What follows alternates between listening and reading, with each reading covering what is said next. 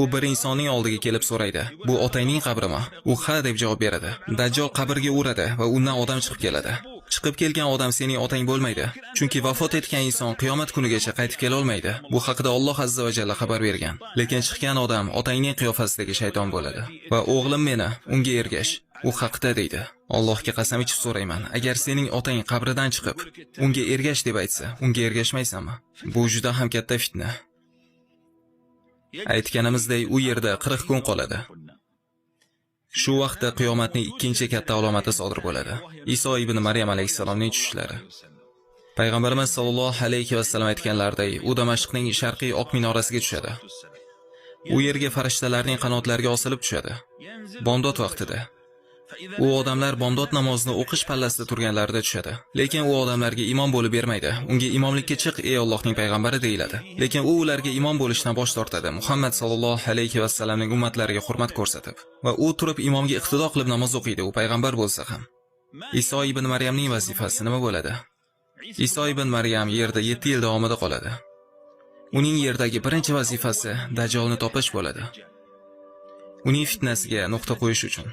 U uni qidiraveradi va qidiraveradi.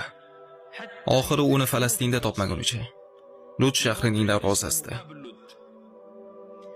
Dajjol qayerdan chiqadi? U Isfahondan chiqadi, Erondan.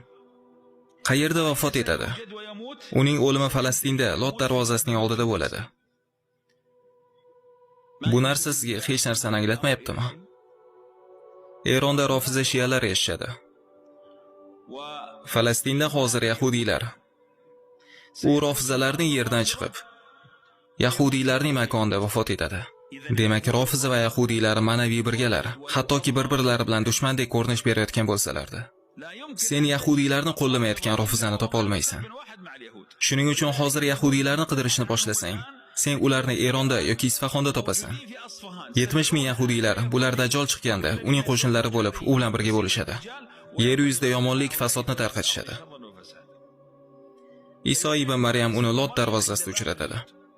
Iso ibn Maryam Dajjolni ko'rganda, Dajjol tuz suvda ergandek erishni boshlaydi. Lekin Iso baribir uni qo'lga oladi. O'zining xanjari bilan urib aytadi: "Men senga shunday bir zarba beramanki, sen undan qutula olmaysan." Va u uni o'ldiradi. Shunday qilib Masihud Dajjolning fitnasi tugaydi. Keyin esa Iso ibn Maryam oddiy hayotga qaytadi. U odamlarni Allohning diniga chaqirishni boshlaydi. Uning da'vati mobaynida kutilmaganda Zulqarnayn o'rnatgan devor buziladi. Yajuj va Majuj uchun qurilgan devor buziladi. Va bu qiyomatning 3-katta alomati.